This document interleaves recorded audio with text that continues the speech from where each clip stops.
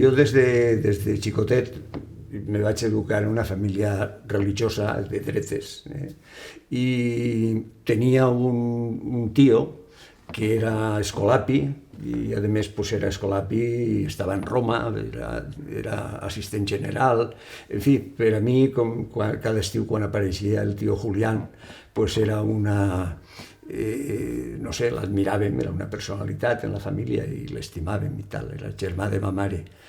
I jo des de xicotiu, aquestes coses dels xiquets, que jo vull ser com el tio Julián i tal. La qüestió és que quan ma mare es posava molt mal, que va faltar en seguida, jo tenia 11 anys, ja vaig estar en els escolapis, en la Masia, en Godelleta, la Masia del Pilar, estudiant els primers anys de batxiller. Després ho vaig deixar, quan va faltar ma mare, jo no tenia molta salut tampoc, ho vaig deixar. Però després de fer en el Col·legi Escolapis del carrer Carnisser el batxiller superior, en aquelles jornades que mos feien, que eren un rentar de cervell, les diuen les jornades marianes, però eren una cosa molt semblant als cursillos de cristiandat que es feien en aquella època.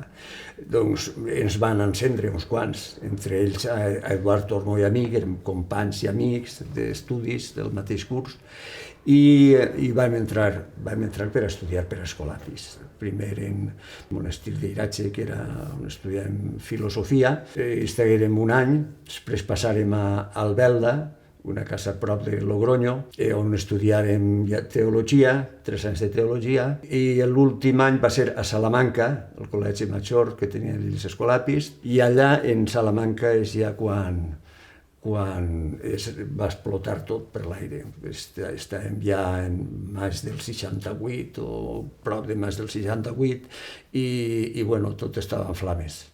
Però sí, jo me vaig lliurar de cantar missa perquè mos van tirar al carrer. A Eduard Tormo i a mi estàvem en un plan ja absolutament reivindicatiu en contra de com funcionaven les coses. Anàvem a assemblees a la Universitat de Salamanca, anàvem a pisos de gent del Partit Comunista que estaven ahí clandestins preparant històries i tal, i estàvem il·lustrant-nos, entrant una miqueta en tot això. Al final mos van expulsar per indisciplinats i per idees massa heterodoxes i no res, i molt bé, me va anar molt bé que m'expulsaren, sí, i Eduard també. Tinguérem la sort de tindre un company quan estàvem encara en Escolapis, concretament en Albelda, un company que es deia Enric Ferrer i Solivares, que era d'un parell de cursos per damunt de nosaltres, i este home era prou il·lustrat, molt llegidor i un poc intel·lectual. Ell mos posà sobre avís un poc de l'existència de Joan Fuster, d'un llibre que havia eixit, Nosaltres els valencians, i ens va descobrir tot un món, perquè fins a aquell moment Eduard i jo, concretament en Iratxe, o sigui, un parell d'anys abans, ja ens havíem apuntat als cursos de l'Horrat Penat de llengua. Per correspondència anàvem estudiant un poc el valencià, però el nostre valencianisme era una miqueta, per dir-ho així, amable, voler a la terra i aquestes coses. Però este mos va descobrir la dimensió civil del problema, com el país estava realment marginat i d'alguna manera ocupat ideològicament, i a partir d'ell començàrem a caminar per esta senda. Jo, personalment, vaig visitar a Fuster vestit encara en la sotaneta i tot, en un dels viatges que me van permetre fer a València des d'allà. El vaig visitar, el vaig saludar, a Raimon també el vaig visitar, el vaig saludar perquè en aquell moment jo ja feia algunes cançonetes en la guitarra i tot això. Quan vàrem eixir d'allí, que cada un se n'anà per un costat, doncs sí que vàrem començar a conèixer, jo vaig començar a conèixer retors que eren d'esquerres, retors que eren un poc valencianistes. Hi havia un cert corrent dins de l'església valenciana que sí, que anava per ahí. De fet, el primer moviment de cançó en valencià que hi hagué, Jo entonces vaig fer l'equip València Folk, abans d'Altari, i altres, doncs, el Josep Ricós, el Pellicer, en fi, molta gent que cantava. Doncs, a on cantàvem? Doncs cantàvem en moltes ocasions en centres parroquials. Tota la moguda de maig del 68 i de tota la revolució que hi havia a mig món, a tot l'Occident, doncs també, clar, va entrar en la ment i en l'ànima de certs sectors de l'Església. Això no anà més, certs sectors de l'Església estaven allà, la jerarquia se mantingué un poquet al marge i era tolerant en aquests moviments que volien un cristianisme més autèntic, més real, i que se miraven l'espill de la teologia de l'alliberament de Sud-amèrica, fins que arriba un punt en què la jerarquia s'alça dreta i digui, bueno, així tot això s'ha d'acabar perquè l'Església no pot entrar en aquests terrenys de simpatia al marxisme, de massa obrerisme i tot això. I realment varen fer la vida impossible als retors de parròquies i al clergat regular que també estava per la moguda de canviar el món, canviar aquestes coses des d'una òptica cristiana. Va ser aquell moment en què molts capellans van penjar la sotana, que no en duien, per cert. Aquells que ho deixaren no duien sotana en aquell moment. Anaven de vestits com qualsevol persona normal. I va baixar també molt el número de gent que entrava als seminaris.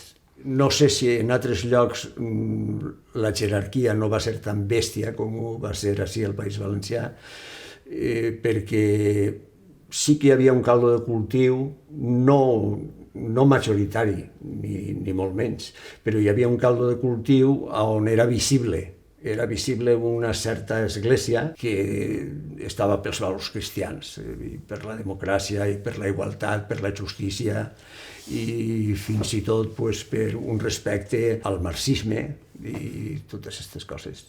La veritat és que sí que se pot establir un paral·lelisme entre com se comportà l'Església en el moment de la Guerra de Successió, després de la batalla d'Almansa, i el que passa en la transició. Realment hi ha una diferència i és que en aquell moment no és que fos l'Església, és que era tota la societat, absolutament tota la societat, la que va reaccionar en contra, en certa mesura, del decret de nova planta i de la massacre que se feu en tot el País Valencià.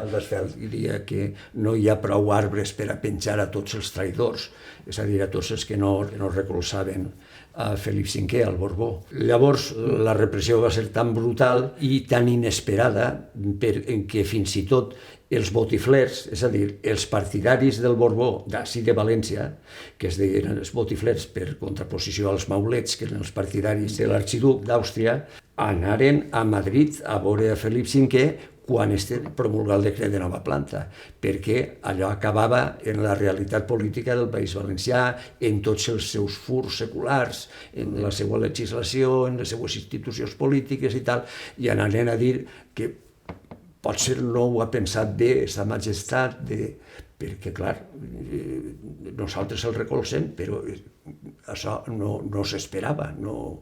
I la resposta de Felip V va ser clavar en la presó també a estos, als seus, als capos del d'ell. Per tant, està clar que en aquell moment era tota la població la que havia sofert una massacre brutal i un aplanament de totes les institucions polítiques, de la realitat política de l'estat valencià, per dir-ho d'alguna manera. Els capellans, efectivament, eren maulets. Possiblement alguna jerarquia fora botiflera, estaria al costat d'un cert sector dels nobles, però el poble pla vivia ací i era d'ací i se regia per els costums i les lleis d'ací i, per tant, el clergat que estava al càrrec de les parròquies doncs eren populars, era gent popular, gent del poble. En el temps, a pesar de que l'Església d'aquell moment recolzà com tota la població la vida política del País Valencià i la vida econòmica i tot això, després l'Església va anar castellanitzant-se fins a uns límits brutals, no?, hacia el País Valencià, però de tal manera i en tal virulència que fins avui, 2017, és difícil trobar una parròquia en el País Valencià en què les misses se facin en valencià. Se continua avui en dia encara. Vull dir que l'Església se va fer ràpidament botiflera i segurament n'hi hauria un moment donat en què la jerarquia entraria a sac i aniria domesticant d'alguna manera a tot el clergat popular. En la transició va ser el mateix, realment. En l'època de més del 68 hi havia en Nord-Amèrica el moviment hippie, que era la filosofia de vida que somniaven, no? I hi havia el moviment hippie i hi havia el folk americà, el Pete Seeger, Bob Dylan, Joan Baez, Peter, Paul and Mary, tota aquesta gent que trencaven un poc en la música comercial. El que volien era recuperar la manera de fer música tradicional i parlar de les coses que els afectaven, no? Parlaven de tot, i de l'amor, i de la bellesa, i de tot el que vulguis, però eren també continguts molt civils respecte a la guerra del Vietnam, respecte a la segregació dels negres en Nord-Amèrica, respecte als seus problemes. Llavors, quan nosaltres vam fer l'equip Valencià Folk, que va ser un seguiment del grup de folk de Barcelona, que havia tingut un èxit brutal, doncs el que feia el grup de folk de Barcelona, i fèiem nosaltres també, va ser traduir el folk americà, fonamentalment, les cançons de tota aquesta gent, traduir-les al català i fer sessions de folk, que diem, les folksongades que diem nosaltres, en què no ens presentàvem com uns artistes que anaven a donar un concert, sinó que d'alguna manera democratitzàvem l'art de la cançó de consum, diguem, de forma que ens posàvem en rogle, si hi havia escenari no pujàvem a l'escenari, en el local baixàvem baix i fèiem cantar a la gent, o bé a base de tornades o a base de cançons que tenen una estructura de repetició. De tant en tant algú de nosaltres del grup, tant en el grup de folk de Barcelona com en l'equip Valencià Folk, de tant en tant un solista cantava una cançó, però després tornàvem a cantar tots. Doncs aquesta va ser el naixement del folk internacional, d'esta concepció. Va néixer als Estats Units i nosaltres, ja els últims temps de l'equip Valencià Folk, ens donàvem compte de que el que ens tocava a nosaltres era fer música tradicional, el llenguatge musical, me referisc, que fora tradicional, però que fora tradicional de la nostra àrea. I parlar de les coses que ens afectaven a nosaltres, no de les coses que afectaven a la gent dels Estats Units. I ahí és quan hi ha la transició des de l'equip Valencià Folk al tall. Ahí hi havia un poc aquesta dualitat, no? Perquè érem gent d'esquerres i érem antiimperialistes i no ens agradava en absolut, no tragàvem els Estats Units com a tal, però sí que reconeixien que en els Estats Units hi havia un moviment progressista, un moviment lluminós, com era tot el moviment hippie, tota l'esquerra nord-americana que hi havia i sobretot per a nosaltres el moviment folk americà. La primera eclosioneta de la cançó, la primera no, la segona, diguem, però la primera va ser quan jo tenia l'equip Valencià Folk i estàvem un bon grapat de cantants que anaven per lliure però que ningú gravàrem cap disc. La segona època va ser precisament ja quan les discogràfiques, Edixa, des de Barcelona, i des de Madrid també Movieplay, alguns varen aterrissar al País Valencià mirant què passava així, perquè hi havia una moguda, i volien ja començar a gravar discos, a veure quins grups. Entonces, pues això, nosaltres ens va fitxar Edixa, vàrem començar a gravar discos, se començaran a gravar els Pavessos, el Lluís el Sifoner, etc. Esta va ser, diguem, la segona eclosió. Va ser la primera fornada de grups i cantants amb disc al carrer. De les actuacions en les centres parroquials, en els col·legis majors i en alguna festeta de poble, se passà quan la Generalitat va ser ocupada pels socialistes, en un primer moment se va passar a grans festes de poble, grans concerts, i en què s'arriba, jo crec que en aquest moment, encara que s'està arribant a un sector de joventut amplíssim, no s'arriba a una incidència pública heterogènia a tots els nivells de la societat, de gent jove, de gent major, de vells, de tot el món a les places, a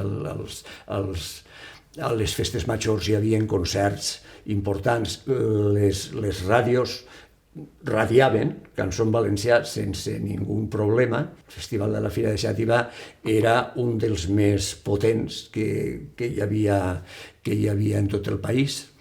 Allà cada any es reunia una gentada, no sols de Xàtiva en quant al públic, sinó que venien de València, de diverses comarques anaven allí.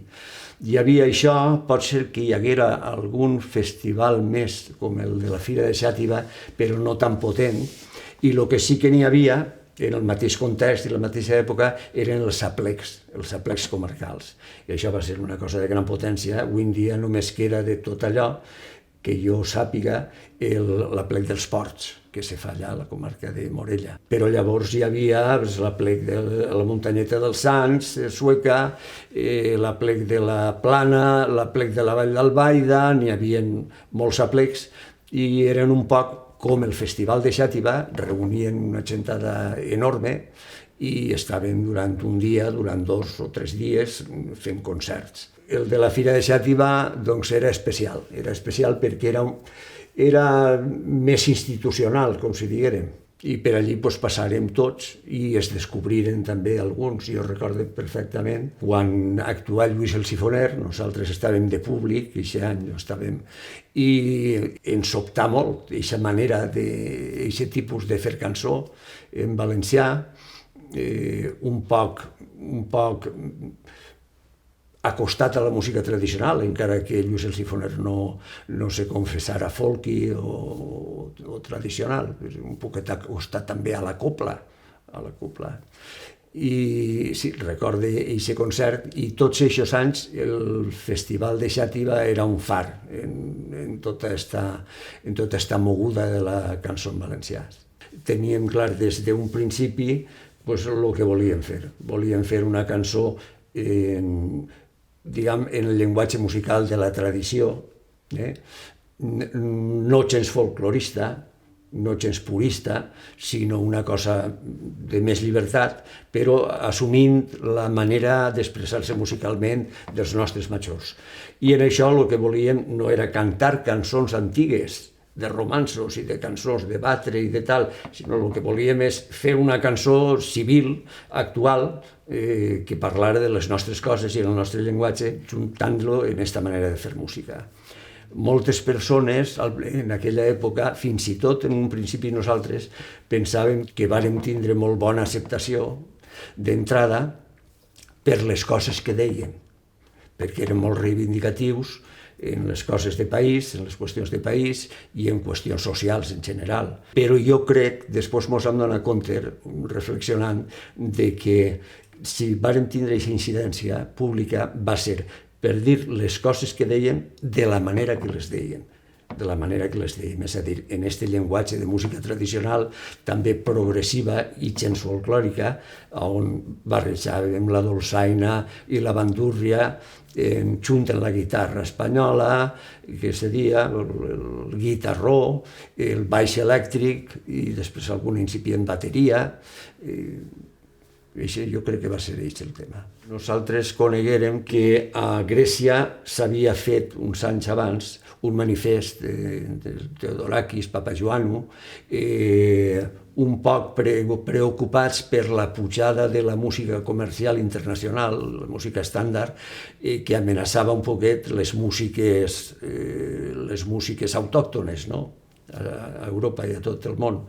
I després coneguerem també un manifest que feren en Itàlia, alguns anys després, intel·lectuals i demés, al voltant del grup aquell, la Nova Companyia di Canto Popolare de Nàpols.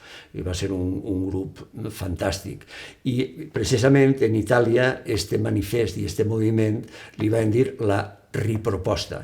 Nosaltres arreplegarem aquesta fórmula perquè arreplegar una fórmula que explicara què és el que estàvem fent i com s'estava fent en altres latituds d'Europa, doncs donava més solidesa i donava més solvència a aquesta fórmula que estàvem gastant nosaltres, un poc per intuïció.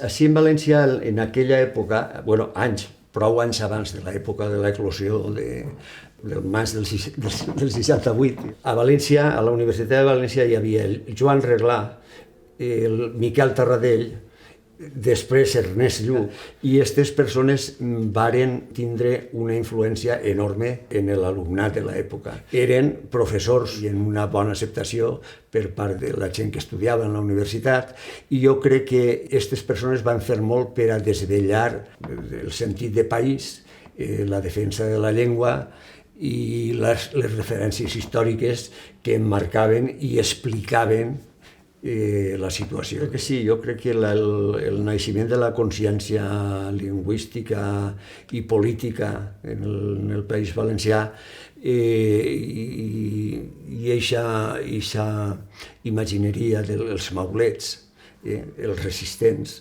doncs jo crec que en l'època de la transició crec que té el component de reconnectar en el moment històric de la desfeta del país. Quan els militants, la gent que milita políticament, tant estudiants com gent de poble, perquè jo recorde que en aquella època de la transició n'hi havia molta gent ja, que de més a més anava creixent aquest sector, molta gent que eren llauradors jovens, treballadors de lo que fora, no eren gent culta, però entengueren el missatge d'eixa manera tan rotunda i tan clara. Connectar en aquell moment, connectar en els maulets, en els defensors de la terra, i se tenia este sentiment, no? Jo t'he dit que no era una qüestió simplement intel·lectual que vinguera de la universitat. La manifestació va ser una cosa que ens impressionava molt. Estàvem tots allí i allí estava tot Cristo, els de Burguera i tot estarien allí. La poca gent de dretes que era valencianista en un valencianisme sa, pues també estaven allí, i que fórem tantíssima gent reclamant llibertat, amnistia, estatut d'autonomia i sindicat obrer, doncs allò jo crec que va ser definitiu. Després, els polítics no varen estar a l'altura, i no va eixir el 151 com a la categoria d'autonomia per al País Valencià, i deixaren perdre moltes coses en la primera època. Encara que n'hi havia molta població que encara no estava per el tema, però realment sí que és imputable a aquesta gent el que no estiguem ara mateix a una altura molt superior a la que està realment el país. El país podria estar molt recuperat si els primers polítics d'esquerra hagueren defès aquestes reivindicacions que van néixer en aquella manifestació. L'episodi de Miquel Grau va ser viscut d'una manera molt intensa. I jo recordo, vaig eixir de sobte, estàvem en el Puig, en la plec del Puig, i per la tarda teníem que actuar, i a migdia Enric Ortega mos reuneix i diu: mireu aquestes 3 copletes que he pensat, que això que cantem a la furgona quan anem per ahir d'actuacions, cantem les peteneres de la Vilavella en les lletres del Sant Roc i tot això, se podria cantar, és una cançó que cantàvem, unes peteneres que cantàvem a capella i les cantàvem per gust en les lletres de la Vilavella. Què vos pareix si cantàrem esta vesprà aquestes 3 coples? Són les 3 coples del Miquel Grau, de la cançó de Miquel Grau, i efectivament ho vàrem fer, i jo és un dels moments que recorde de més tensionament dels sentiments que he viscut en ma vida. Nosaltres estàvem molt emocionats, però el públic estava absolutament consternat, no sé si aquesta paraula és correcta, en valencià, però estaven realment molt afectats tot el món. Feia uns dies que havia passat tot el que havia passat i se va viure com un reviscolament de la nova planta. No sols l'assassinat, sinó i tant o un poc més, si te descuides, per l'actuació de la policia durant el soterrar de Miquel, que van segrestar el taüt, perquè allò era una manifestació valencianista i democràtica, van segrestar el taüt i se'l van emportar, van deixar la gent allà plantada. Quan el Balme d'Almansa va ser el tercer disc que varen fer, el tercer disc. Què va passar ahir? Doncs van fer els 2 primers discos en cançons soltes, el Tio Canya, el Darrer Diumenge d'Octubre, en fi, tot una sèrie de cançons que prengueren molt la presa i molt fort. I llavors nosaltres pensàrem que volíem fer alguna cosa més enllà de cançons soltes i estàvem pensant en fer una cantata. Vam pensar en fer una cantata i se barallàrem alguns temes. Per exemple, el tema de les nuclears. Entonces hi havia un moviment molt fort contra les nuclears. Doncs pot ser tota aquesta qüestió ecològica, doncs va ser un dels temes. Però per fi ens va semblar molt més oportú i molt més urgent per a la població d'aquest país tractar el tema d'Almansa. L'anar desvelant, obrint el teló a una sèrie de fets que es van succeir i que van ser fonamentals per a la història d'aquest país, per a la vida d'aquest país, fins i tot per a la vida de la població actual, com va ser l'episodi d'Almansa, el decret de nova planta i l'aplanament d'aquest país.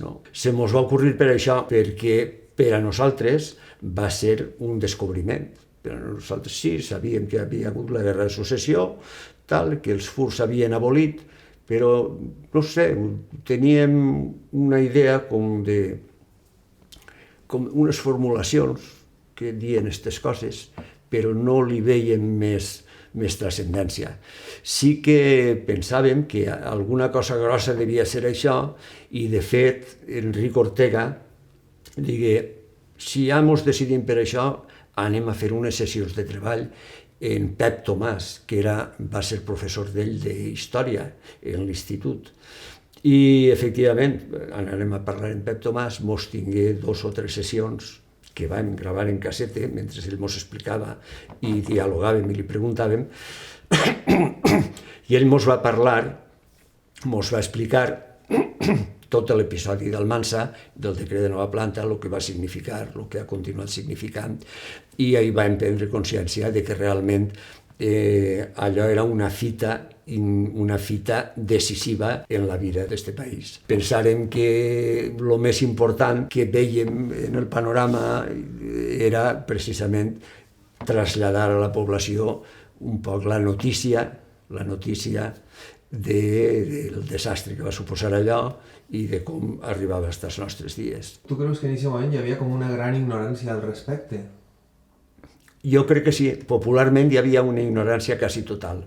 Jo no sé fins a quan la dita tradicional o popular, quan el mal ve d'Almansa tot s'alcança, és una cosa que corria per boca del poble, fins a quin moment la població sabia de què estava parlant. Perquè arribat un moment determinat, cap ací, això l'únic que volia dir és que si ens ve aquesta desgràcia que se'ns acosta o que ens fa perillar, mos agarrarà a tots, simplement. Mos agarrarà a tots, serà molt grossa. I això era l'únic significat. No sé fins a quan arribar la notícia. Jo calculo que el meu besavi, clar, jo soc fill de pares vells, i per tant pense en el meu besavi o en el meu rebesavi, i el meu besavi i el meu rebesavi li s'arribaria el relat, el relaix, que diguem així, de lo que va ser allò, de la massacre, de la desfeta total, de la derrota que se va fer, la destrucció que se va fer d'aquest país. Li s'arribaria la notícia d'alguna manera, no sé fins a on. però efectivament en la població hi ha una ignorància total. En Catalunya pot ser que la ignorància sobre el fet històric i com se va anar desenvolupant la història posterior no fora tan enorme com així, però també d'alguna manera s'ha anat tapant. Tot allò s'ha anat tapant i queda un sentit de resistència política. La població catalana, en gran part, sempre ha tingut clar que no eren espanyols i que si eren espanyols hi havia una ocupació i tal. L'origen no sé fins a quin punt el tindrien molt clar. Així, en absolut. Però quan ja en l'època de la transició hi havia un paperet, un díptic, que trobo que l'afirmava, no sé si era la taula de forces polítiques del País Valencià, en què explicava la batalla d'Almansa i el decret de Nova Planta, el que va ser, com va anar allò i les conseqüències que va tindre. I aquest paper va circular molt, clar, entre qui? Entre la gent que llegia alguna cosa. Vull dir que la població en general no llegia. Nosaltres, de fet, llegíem. Quan fèiem el concert i tocàvem la cantata de Quan el Melve d'Almansa, llegíem un tros d'aquest díptic de la taula de forces polítiques. Llavors, sí que n'hi hagué en l'origen de la transició política i de la conquesta de la democràcia i tot això, anar lligat el reviure, reviscolar la resistència d'aquest país, el sentit de resistència i d'on arrencava el sentit de resistència. Clar, venint d'un franquisme, el Partit Socialista mos semblava mel. Quan entrar els socialistes a governar, ho esperàvem tot d'ells i realment ens van ensenyar la cara que després han mantingut al llarg del temps, en el sentit de que no varen estar pel país, no varen saber defensar el país nostre, el País Valencià, però és que també els valors de la democràcia els relativitzaren molt. Bueno, clar, eixir del franquisme a qualsevol situació democràtica, més o menys democràtica, era un salt espectacular que ens donava molt de goig. Però realment el país, el País Valencià i Espanya en general, s'ha quedat a mitjan camí, a mitjan requesta d'allò que tenia que haver passat, allò que tenia que haver quallat. Així l'oligarquia continua dominant-ho tot, l'espanyolisme més exacerbat continua en els llocs de poder i la intoxicació no sols a la població de València o de Catalunya, sinó a la mateixa població espanyola, en aquest sentiment espanyolista tan tronat, doncs dibuixen un panorama molt pobre i molt trist respecte a lo que podia haver sigut tot això. Si hagueren actuat aquells d'una altra manera i no hagueren cedit de la manera que van cedir i de la manera que van desmobilitzar, perquè això és una altra. Cedir per una banda i anar substituint totes les coses que la societat civil tenia muntades i havia muntat i anava muntant des de revistetes locals i comarcals i ràdios i moviments de veïns i moviments de tot tipus, que hi havia una societat civil forta en aquell moment. Doncs quan varen pujar els socialistes varen anar fent plataformes paral·leles, societats paral·leles, revistetes paral·leles, fins a afonar tot que controlaven ells des de les institucions, des del partit, des de les seus del partit, repartits per ahir, i que se van cepillar la societat civil. Fuster solia dir que el País Valencià serà d'esquerres o no serà. La dreta, ja des de la Renaixença, sempre ha sigut molt botiflera, molt espanyola, s'ha sentit espanyola, i la massacre ideològica i l'adoctrinament que diuen ara estos desgraciats de Madrid, l'adoctrinament de la població que van fer així al País Valencià va arribar a tindre el seu èxit, i per això el País Valencià, molta població se sent més espanyola que res, i segurament se sent espanyola per esta perplexitat que descrivia Josep Vicent Marquès, el país perplex. N'hi ha una perplexitat en la consciència, crec jo, de la gent valenciana, i és com una contradicció entre com viu, com és realment les coses del dia a dia, la llengua, els costums de la pràctica antiga en el camp, que se mantenen a pesar de l'abolició dels furs.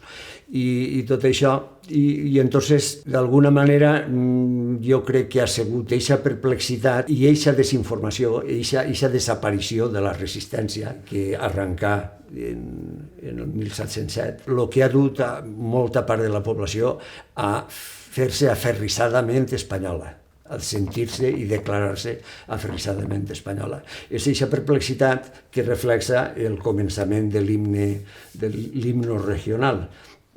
Començar per dir, però frenar noves glòries a Espanya, doncs és una contradicció precisament en el desenrotllament de lo que hauria de ser la vida normal en este país.